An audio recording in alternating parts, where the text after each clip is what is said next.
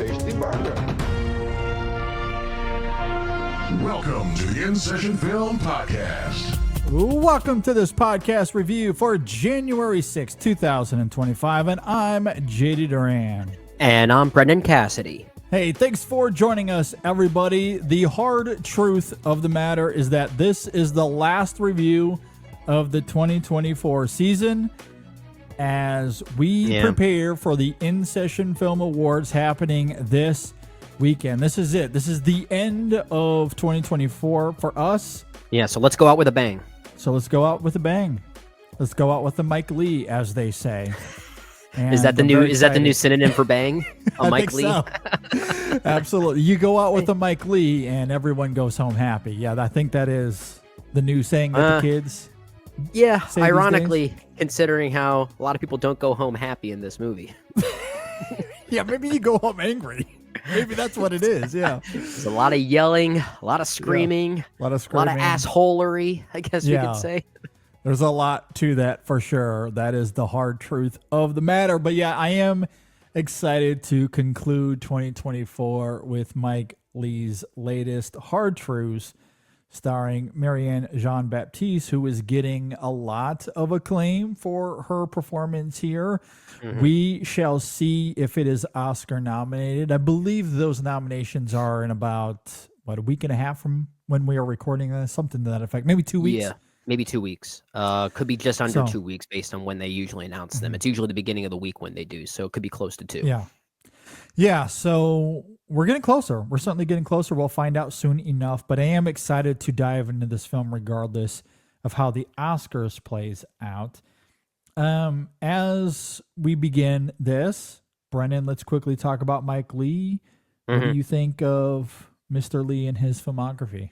I like Mike Leigh. I like him quite a bit, actually. I admittedly haven't seen all of his films. I've seen maybe half of his films, and I haven't disliked any of them yet. I like the sense of whimsy that he brings. He's clearly a very British filmmaker, and that comes through in all of his movies. And weirdly, all of his movies have kind of this weird visual grand scale to them, even if they are ultimately very small. I think of movies like Mr. Turner, which is a nearly 3-hour movie, yet it is a very internalized, introspective movie.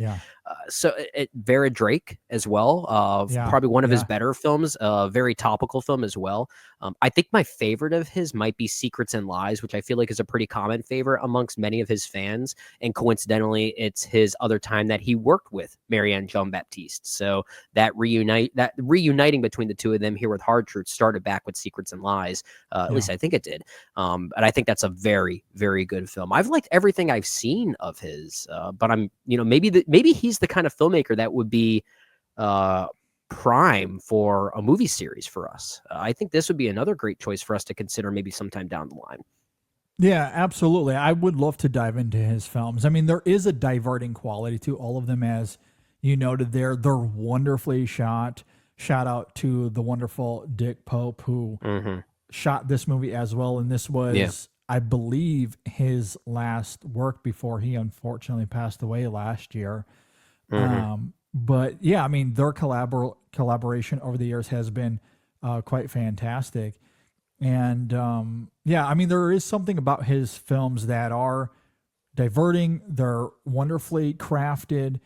There is a real life quality to them in terms of what his films tend to get into.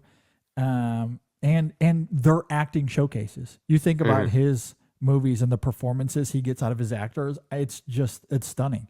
There's actually some really fascinating stats going on right now regarding the actresses in his films, in terms of Golden Globe nominations, and how that is translated to the Oscars. Like and I don't have them in front of me, but I've certainly seen them over the last few days. Like Mike Leigh's films have lent themselves wonderfully to these acting showcases that has translated to award season as well, which I think is really interesting. I mean, when I think about his films, I mean, the acting in them is certainly one of the things that comes to mind. That's kind of one of his trademarks for sure. One of his trademarks. I mean, we'll talk about Jean-Baptiste in this, but also her performance in Secrets and Lies. You Yeah. noted Vera Drake there. Happy Go Lucky. I love that film as well. Yeah. And the performance there from Sally Hawkins is just absolutely fantastic. Mhm. Or even something like Mr. Turner, and that's a film that didn't really get as much awards recognition as it should, but like Kind of got his dumped, work I with feel like. it did kind of get dumped, but that was Yeah. beautifully shot, Yeah. and I do think it was it nominated for cinematography. That might have been the I think one it thing that was. it Yeah, was it was nominated recognized for for. cinematography. Yeah. Yeah, and wonderfully deserved for sure. But like Timothy Spall's performance, I think was also really great in that film. And I think he actually did win. I'm looking at it now. He won the award for Best Actor at Cannes. So at least there Gotcha. was some recognition that year, even if it didn't translate to the Academy Awards. But yeah, the Timothy Spall Mike Leigh collaboration has been great over the years as well. Mhm. Yeah. When I think about his movies, I do love the diverting quality of them, but I maybe most prominently think about the Oh, cast, for sure. the Yeah. performances he gets. Really great Yeah, stuff. and you mentioned Timothy Spall. I love him in All or Nothing, Yes. alongside Yep. Leslie Manville. That's a Yep. great film Yep. as well. Of Yep. those that you've seen, do you have a favorite Mike Leigh film? Or do Oh you man, feel is that's that a really hard question to answer? In fact, I think it is a so very hard question to answer. it is a hard one to answer. Um man, I okay, so honestly I don't know. I don't know cuz I love Secrets and Lies. Mhm. Love that. Love Vera Drake. I love the performance there from Imelda Staunton. Just Yeah. incredible. Again, as I noted, Happy Go Lucky. I love Mr. Turner. That was one of the more underrated films of 2014 or whenever that came out. Um, man, it's tough. It Yeah. really is tough. I don't know. Maybe Secrets and Lies. It could be Happy Go Lucky. I don't know. I really like them all. It's hard to Yeah. say. I I don't like know. all that I've seen. Admittedly, I haven't seen everything. Some of his heavy hitters Yeah, like Naked or even Topsy Turvy, I haven't yeah. seen yet. I haven't And seen yeah. Naked either. Yeah. Yeah, and Topsy Turvy is one that we will be getting to in preparation for our 1999 retrospective. Yep. That's That's when coming that up came soon. out. That's when I'm going to be forced to watch, and I look forward to Mhm. that. Absolutely. Yeah, I'm very much looking forward to that as well. So overall, a filmmaker I quite adore, and people don't talk about him as one of the best directors working today, and maybe Mhm. these films won't go down as the best film in their particular year, but I think all of them to one degree or another, and maybe it's the performances, maybe it's again the cinematography in the case of something like Mr. Turner. Yeah. And like I think underratedly, I appreciate the scale of something like Oh yeah. Well, Peterloo. yeah, absolutely. Like his movies do have a scale to them, but they also feel kind of. I don't want to call them stagey, but clearly he also comes from a theater background. Yeah, And very what I love theatrical. about Yeah, what I love about his films is that when a filmmaker that has that experience of working with theater, working with actors on the stage, there's usually a huge disparity between their movies and when they try to make movies that have a theatrical quality to them. yeah, Mike Leigh's films kind of exist in this middle space between film yeah. and theater. Like they kind of like They both do. Yeah, sensibilities kind of coexist in all of his films, which is really interesting, and that's what I think makes him so unique. Is that no, I agree. they have Yeah, both of those qualities happening simultaneously, so it doesn't feel too stagey, but they're also not too loud and too grand to the point that they're distracting as movies. Like it's yeah. a great merriment there. I think that's a really great point because most of them, most of these would play very well on the stage, Hmm. and that does translate to the quality of film and again in terms of the dialogue and the performances Hmm. that he renders. But what I do like about these acting as films is that he is also one to take advantage of the medium. Yeah. And as we noted, whether it be the sense of scale or the cinematography, how he uses the camera, underratedly really good at that as well I agree. in these movies. So yeah, I Yeah, mean, it I agree. bridges that middle ground to your point very, very well. So Yep, absolutely. all right, that's where we stand on Mike Leigh. Let's go ahead and get into Hard Truths, which you won't believe this, Brendan. It is written and directed by Mike Leigh. Did you know Yeah. that? I did know that. I thought Okay. that was an easy lie you were trying to tell, not a hard truth. That might right? have been the easy lie. Yeah, that was the easy lie that I was definitely going for there. Nice. It stars Marianne Jean-Baptiste, Michelle Austin, David Weber, Twain Barrett, and others that come and go throughout the film. If you're not familiar with Hard Truths, it is an ongoing exploration, rather, of the contemporary world with a tragicomic study. That's such a fascinating word. Yeah, tragicomic. I love that. Yeah. Tragicomic study of yeah. human strengths and weaknesses. That's it. That's what I the love that is. synopsis. I did not read that synopsis ahead of time, but that's Yeah, the official neither did I. synopsis, isn't it? That's amazing. Yeah. I kind of love that. That is it. Yeah. Tragicomic is honestly, we could walk away from the conversation there. That's what this is. It's a review of the movie. That's it. Yeah. What did you think about Hard Truths? I think it begins and ends with Marianne Jean-Baptiste. I do think she is quite incredible in this, primarily because she has to turn Pansy, her character here, into one of those characters you somehow want to give a big hug while also wanting to punch them so hard in the face. Like it's no easy task to try and find that balance and really making that work. I think the film's irregular structure also allows Jean-Baptiste to take advantage of that arc and that transition. And when I say like that structure, the movie's not told out of order or anything like that, but it doesn't follow the traditional blueprint of a beginning, middle, and end. In fact, it doesn't really have a beginning, middle, and end, which is really interesting. In fact, I might say this is the closest a Mike Leigh film has come to feeling like it could have originated from the stage, as opposed to finding that middle ground. And that's not a bad thing. It feels the most like it could translate to the stage, like it was almost built for the stage, but he chose to make it as a film instead, because it does have those qualities, and maybe the staging, for lack of a better term, of the film does lend itself to that. I'm not sure if the film on its own goes much further beyond its simple idea of anger manifesting itself through grief, and we'll certainly talk about that further. But I don't know. The film did linger with me for a little while as I sat with it, which is a pretty common thing for a Mike Leigh film for me. I tend to find myself appreciating his films when I sit with them.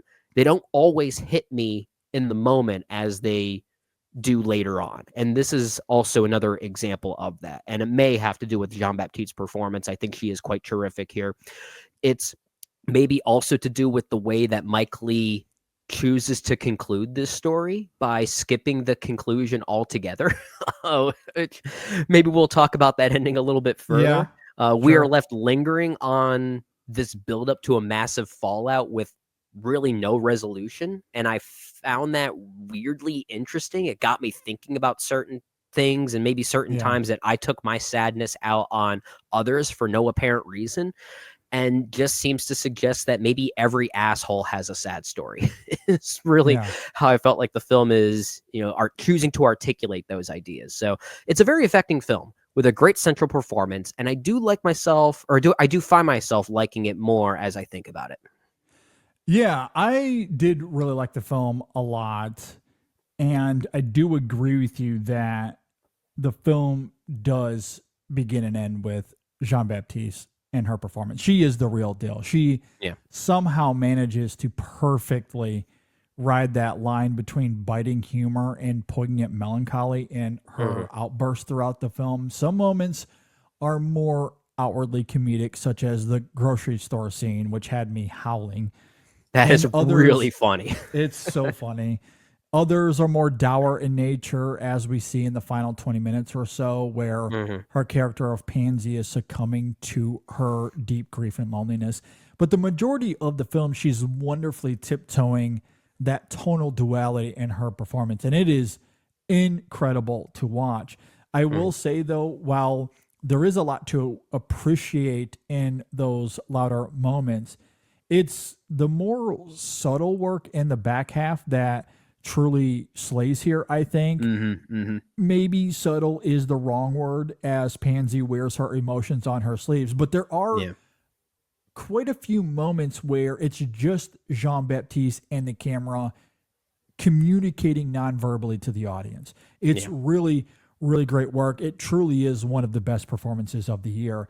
And it's a film that is reliant on these performances. The script does offer some great dialogue between its characters, and the cast here does a fantastic job of enhancing that dialogue, but I'm not sure if the larger narrative is as rigorous as you talked about. It has these gaps throughout.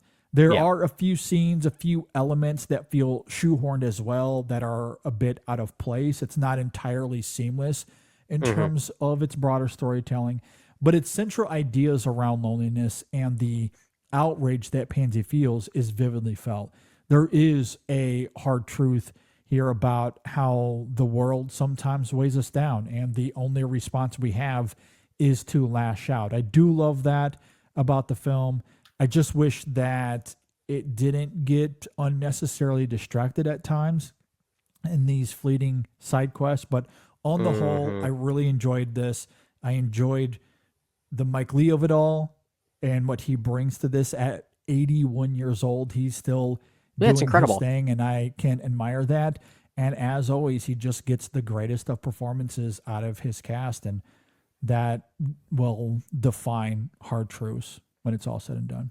Yeah, I'm with you. I don't think this is his best work. In fact, of the films of his that I have seen, I might even consider this as my least favorite of his thus far, which is saying something as far as how successful he is as a filmmaker, that this might be my least favorite. And that's maybe just simply due to association and how strong those other films are as films. They really feel like complete packages, even outside the great performances within them.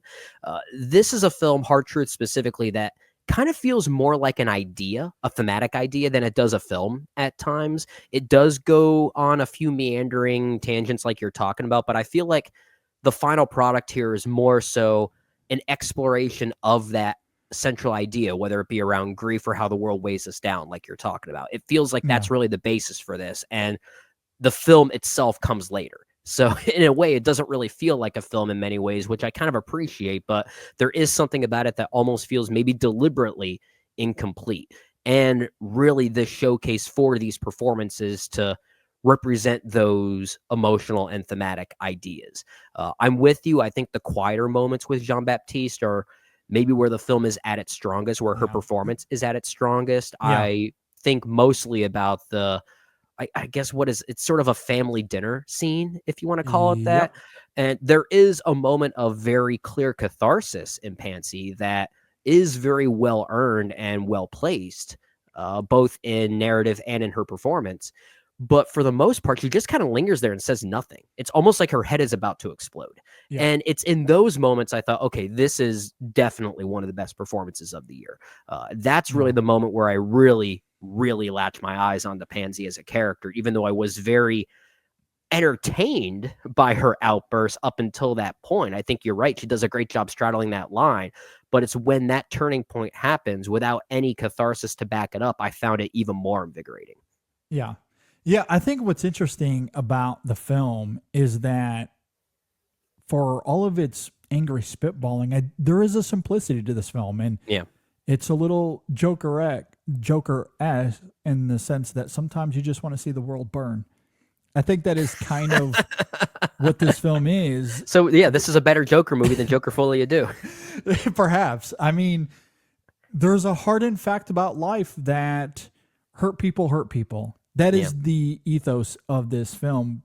Pansy's angry outbursts are clearly born out of her own pain that she's been experiencing, something that is evident, even if there is ambiguity as to what's driving that pain, at least initially.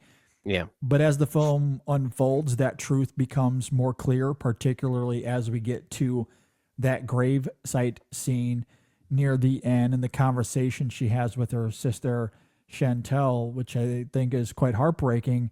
I think that's why the scene at the apartment that immediately follows that you were just referencing there is one of my favorite scenes of the film, because again, as we've been talking about, it's the non-verbal work from Jean-Baptiste that is doing all of the work in that moment. And it is so good. It is incredibly redolent. She's suffering, and she's having to do it alone because she has no connection to her husband at all. Her son is seemingly disconnected from her as well. There is this small private conversation after stoically sitting in the living room as the rest of her family is trying to engage in the holiday. I believe it's Mother's Day. They're having a dinner there. Yeah, a moment it's Mother's of Day. connection. And she gets up, she leaves, she goes to another room, and she has this small private conversation with Chantel that reveals a little bit more about her loneliness and what she's feeling. And it's quiet, it's tender, and we come to understand why she is hurting. Something that is, surprisingly subverted at the end of that scene. I don't want to get into too many spoilers, but her son makes this unexpected gesture, and how that provides some catharsis for her, I found extremely poignant. I thought that was the end of the movie for a second. Yeah, I mean, it really would have been a great ending. Now, where the film ultimately goes, we can certainly get into that. I do want to talk about the ending of this film. However, that ideal at the center of this film, hurt people all the time. It isn't revelatory by any means, but it is a reality in our lives, and how that manifests here, I do think is quite incredible. Again, there is a pragmatism to it that is very attainable. And and again, when you couple that with the performances in the film, and even with that ending, when you consider that there is a literal pain, there's like a literal hurting that adds some compelling irony as well. I was just going to say, I think where the film goes, and it's what essentially feels like a coda or a fourth act in many ways. Sure. I think it is trying to create a more literal representation of that idea that you're talking about how hurt people when someone is then literally hurt by someone or something else. So it becomes, I mean, if that is the case, it is a little bit obvious, but I don't necessarily mind that, because this isn't a movie that's going for something revelatory, like you said. It's knowingly not very revelatory at all. It is very simple and very relatable. Even the essence of Pansy's grief and what's causing it is not some grand or even unique revelation. It's something we can all relate to in some way. And that is kind of the charm of the movie. That is something I do appreciate about it. And when it does lead to that conclusion, the obviousness of it, I guess you can say, is what makes it kind of moving, because in a way it's about all of us. And I do appreciate that. I do as well. Let's talk about the ending to this film. As you noted, it is unresolved, and what Mike Leigh is aiming for here, I think, is quite interesting. Now, as we were just talking about, there is a literal physical pain that is happening with one of these characters that adds some irony to the emotional hurting that is going on with Pansy that we see throughout the film. And as it relates to the ending, and I guess we can somewhat give away that it's not really a spoiler. Attempting to explore the disconnect that Pansy feels as it relates to her husband and her son. And there's some contempt. There's obviously melancholy to Pansy, and how that's driving a lot of her anger. I don't know how you feel. My interpretation of it is that, and again, knowing Mike Leigh and how he loves to explore the more grounded aspects of the human experience, there is something about how, when you're dissecting human behavior and relationships, there is an emotional truth, and that sometimes the turmoil that we experience in relationships, it remains unresolved. That you continue your life, and that conflict will always remain. It won't ever go away, especially when you're married to someone, when you're in a relationship like that for years and years, perhaps decades. I can't recall if they ever tell us how long they've been married, seemingly a long time. And I don't, there is something about Mike Leigh and how he taps into that with this film that I find maybe the most fascinating about the movie. Sure. I mean, I do love that idea because, again, I think there's a universal truth that hurt people.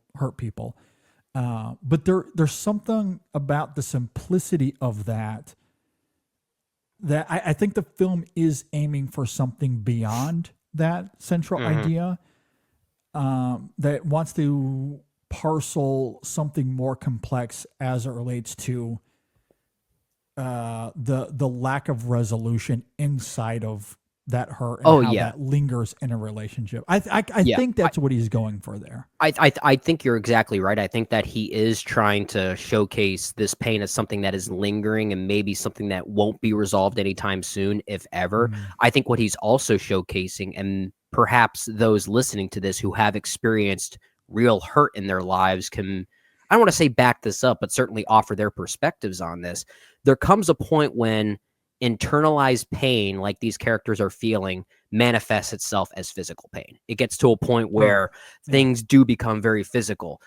Grief and pain and depression as mental things will eventually affect the body in a physical way. And sometimes that'll affect even your behavior that could inadvertently lead to actual pain as a byproduct, which is essentially what happens here. So it's not even just the lingering of that. I think it's also the psychological demonstration that really mental illness in a general sense has a way of affecting your body physically. And I think that is essentially what is happening here with this particular character in physical pain due to how it's kind of manifested itself, what seemingly looks like an accident, but I think there is more of a rooted issue in where it's stemming from in the first place. So it just goes to show how that can evolve in such a devastating way and really affect people outside of just the mental.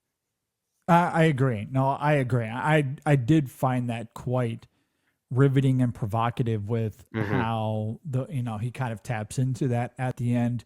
And it's also kind of, it circles back to something I said somewhat jokingly, but I do think is a part of the film in terms of how Pansy just wants to see the world burn. Yeah. Like her experiences are rooted in one heartache after another. And there's a lot about her that we don't learn, but I think she reveals enough either through dialogue with other characters or simply in terms of how she behaves throughout the film, because everywhere she goes, she finds herself in some sort of confrontation with someone, whether it be in the parking lot with a guy trying to find a space, or in the grocery store, as we talked about earlier, with her son who leaves food on the table. I think the what kind of store was that? It looked like a small version of Raymore and Flanagan or something like that. The furniture store. The way she calls out that sales associate is probably probably one of the funnier to the manager things. and then has to leave. But basically criticizes this sales associate for wearing too much makeup. I think something that has nothing to do with her abilities to sell at this store, and yet criticizes her for what she might get her face on the furniture, tainting it from being sold properly to customers. It's the most ridiculous and meaningless accusation. But that's what she specializes in. That's where her anger is stemming from. Just completely hilarious. Goes in on that poor associate there. I mean, she's acting out in every single scene. It doesn't matter who it is. Even her son at points in this film, like she wants to see the world burn. And possibly it comes from events that precede this film. And we do know that is the case to some degree as it relates to her mother and everything that we learned there at the graveyard scene. But life has dragged her down. And the world at large, she feels as if the world at large is coming after her.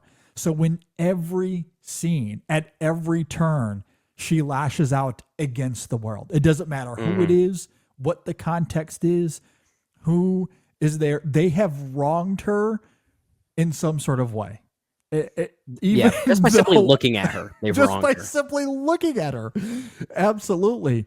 And so, yeah, there is something about how the film fuses that weight to Pansy that is really incredible, that obviously comes through wonderfully in Yeah. Jean-Baptiste's performance. And it very much makes sense of not just how she sees the world and how that heightens her grief, but it makes sense of, why she lashes out at others, and ultimately why, when we get to the end of this film, she's willing to just linger in that unresolved conflict. Like, it makes sense to me, given how Pansy is portrayed here, that she would rather just linger in that unresolved conflict. If anything, she would rather go back to the conflict than to have some sort of resolution. Yeah, she wants to live in the pain. She wants to live in that. Absolutely. Yeah. Yeah, and which gives an interesting perspective on all of the very direct humor in the film. So Yeah. here's another example we didn't even cite, the dentist office visit. Oh yeah, the dentist. Absolutely hilarious. Or actually, one of my favorite jump cuts of the entire year is towards the beginning, where Pansy is, again, she's mad about something, and the thing that she's mad about is that she apparently thinks her husband's work colleague Virgil is an idiot. And then it instantly cuts to Virgil, played by Jonathan Livingstone, and he's actually a genius. He actually is very well spoken and eloquent, contrary to what Pansy has just said a few seconds earlier. So it does a great job as a movie demonstrating how unreliable Pansy is as a narrator here. Oh, very much so. And that also goes to her family as well, because there's a moment where we see her sister doing hair on another client, and it looks great. We know that Chantel is good at what she does, but in the next scene, Chantel is doing the hair for Pansy, and all she's doing is complaining. You're not doing it right. You're making me look like an idiot, or whatever she's complaining about. But she like that, I want to see the world burn ethos fuses with her family as well. Like, there's no filtering of who it is. It doesn't matter whether it's family or some random guy on the street. She's just going to lash out no matter what. And it is unreliable in a lot of the time. I mean, like the guy in the parking lot, for example, he just wanted to know if she was leaving so he could take that space. There was nothing malicious. There's no malicious intent about that. Yeah. But she turns it into a whole fiasco. Yeah. Oh, it's hilarious. It's absolutely hilarious. Now, there is some credence to some of what she says, though, as well, like as it relates to her husband and the disconnect they have. He clearly doesn't attend to her needs at all. Even her son is, as I noted earlier, seemingly disconnected from her as well, even though it seems as if there's more of a relationship there than there is with her husband, which is, I think, what I love so much about that gesture the son makes near the end of the film. Sure. But it doesn't, like, that anger obviously doesn't come out of nowhere. It just filters into the wrong places at times.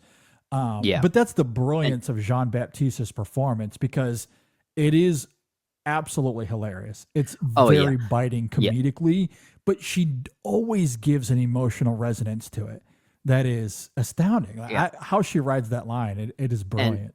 And her sister Chantel, her husband Curtly, they have to be these pillows for her to scream in, essentially. Yeah. So we'd be doing the movie a disservice by not calling out how good Michelle Austin and David Weber are also in this movie. Yeah. I mean, the whole cast is really great, but I think as supporting performances go, I think they are for sure the two standouts. The film gives them more to do by comparison to some of the others, but I think they are really, really good here and certainly hold their own alongside Jean-Baptiste.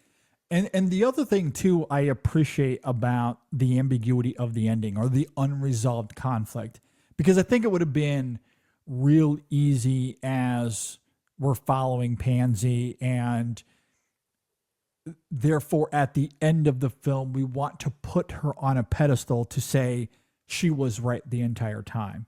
And maybe there is a little bit of that at the end. However, I think leaving it unresolved is fascinating because, as you know, from Kurt Leigh's perspective, as you noted, he is a bit of a punching bag here.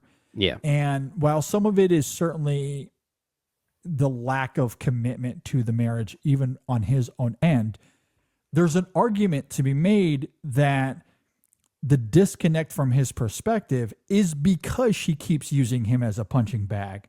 Yeah. And over time, that will weigh on a person as well. And Yeah. maybe that speaks to the whole literal pain that we see at the end and how that Yeah. begins to weigh him down as well. That could be part of the symbolism that Mike Leigh is going for there. I don't really know. However, because we open this film with Pansy lashing out against the world, it's safe to assume that because we see it with Chantel, we see it with Kurt Leigh in this film, that she's been going after them for years and years as well as everyone else. And they hear it all the time, the constant complaining, the constant yelling, the constant, I want to see the world burn. Yeah. The difference between Chantel and Kurt Leigh, although Kurt Leigh does live with her, so maybe it's a little bit of a difference, when you're with someone every single day, all the time. Kurt Leigh has become more despondent, much more despondent when, all of that, when you live with that all the time. Chantel is much more vibrant. She's lovely here. She's optimistic. She loves her sister. Yeah. And that compassion that she shows, She hasn't given up like her. she other hasn't given family up. members And have. that is a saving grace to Pansy in a lot of ways. It's almost discouraging to think about what her life would be if Chantel was not there. It is kind of bleak in that regard. Yeah, there is a bleakness by the end as well that's certainly maintained because of what you're talking about there. I just think it's so ironic that Mike Leigh has once directed a movie called Happy Go Lucky, and this movie is anything but that. This is the antithesis to that. This is Sad Go Downy. I don't know. Yeah, for sure. But to finish that thought, I do love that ambiguity that he doesn't wholly judge Kurt Leigh. I mean, he perhaps recognizes that he's just as much fault for the disconnect as anyone else, or as Pansy. I mean, Pansy isn't faultless in terms of her constant, I want to see the world burn. Kurt Leigh is a big part of that as well, but it's not as if he's fully convicting Kurt Leigh. And if that was the route that he took, it would have made the film a lot more one-sided and perhaps, less compelling. Yeah, I think it would have been pretty trite if it did. It would have been. Yeah, I agree. So I do love that he leaves that kind of open-ended, just from that perspective, just in terms of characterization and leaving things open as far as our interpretation of who these characters are and what they mean to each other, but also going back to what we were saying a moment ago as well in terms of the complexities of human behavior and the idea that personal conflict often goes unresolved, or at least it can go unresolved, especially when you have someone like Pansy who was almost seeking that in a way. Yeah. And then eventually manifests itself as physical destruction, physical body destruction. Yeah, exactly. Good movie. Interesting stuff. I'm liking this movie more as we talk about it. I agree. No, I was just about to say the same thing. I think I might have to bump up my grade slightly. Yeah, because I think I'm with you. I think I saw your grade on Letterboxd. I was sitting around 3.5 out of 5, but it's there's a lot of good stuff happening here. I agree. No, I agree. And you couple that with how great these performances are, and I think I might have to bump it up a hair. Yeah. Either way, these star grades on Letterboxd, we need like quarter grades, right? We do need quarter grades, and I've seen some people talk about that. Like one of my favorite memes over the last few months was someone posting about how 4 is too high and 3.5 is too little. Like it's you kind of need that middle ground sometimes. Yeah, yeah. When you see so many movies like we do. Yeah, exactly. But that's why we, in terms of the podcast, we got rid of grading films. Oh gosh, I'm so glad we did. Yeah, we do it on Letterboxd because we play along with everybody else. But on the show, there's nuances to these films. I can't really, we just talked about Baby Girl in our last review. There are elements to that film that I think are really great. that are like 4 out of 5, maybe 4.5 out of 5 when it's at its best. But there's also like 2 out of 5 in that film. So Yeah. like, Yeah. you know, Yeah. There's a lot how of does that that too. math work? Yeah. I mean, Math doesn't work when it comes it doesn't. to Not with art. it doesn't. No. It doesn't. So if someone's listening to us talk or they read some of our reviews on Letterboxd and they see 2 movies that we may have given a 4 out of 5 to each of them, that does not mean we think they're exactly the same as far as our feelings. If that's how you think we think, then you're not listening to film criticism right. Yeah. That's just the essence. And that's why I always prefer this form, like having these conversations here, than to just grading them on Letterboxd. I participate because that's how that platform works, and so it's part of the fun there. But it does don't help hold with me to the math, categorization. though. No, It but it helps does with help. categorization. Yeah. No, Yeah. I love Letterboxd. Don't get me wrong. If they're listening, sponsor the show. We love you. We love you. You're the best. Yeah. We absolutely love Letterboxd. I love it. I'm on there all the time. I adore it as much as anyone else. But don't hold me to the math, because our thoughts can often change. They've changed in this conversation. And the nuances of a film aren't beholden to 3.5 or 4 or 5 or whatever the case may be. So, Oh yeah. you know, I don't know about you, but when I start ranking my favorite films of the year, all of them, I find myself putting some movies I gave a 3.5 out of 5 higher than other films I gave a 4 out of 5. Like it's all about like what it's doing versus those other films. Maybe those other films in totality I think are more complete, but maybe some of these other films that maybe feel less complete have more compelling things that move me. Then it's a very different kind of ranking exercise that goes beyond just mathematics. No, I agree. That's why art isn't math and it's not sports. And we should stop treating it like math and sports. You're going to be wearing that shirt on the award show, aren't you? I think so. I sent out a tweet earlier tonight as we were getting ready to record this, because like I've seen so many tweets, because look, we've been in award season, but now that these award shows are beginning, we're really getting into the peak of award season is just the absolute worst. That has now begun. And we're starting to see a plethora, just an insane amount, a hurricane of bad faith tweets, because we have turned this into sports. Yeah. That's what this is. Just a plethora of, I'm spitting nonsense because I want clicks and I want attention, and I have a quote unquote take that's going to get me likes. And or even worse, it's because I want to downplay this film to lift up another one, because that's how sports works. The That's best how thing sports fandom works anyway. The best thing to happen to your favorite film of the year is that it loses Best Picture. Yeah, I will always hold to that.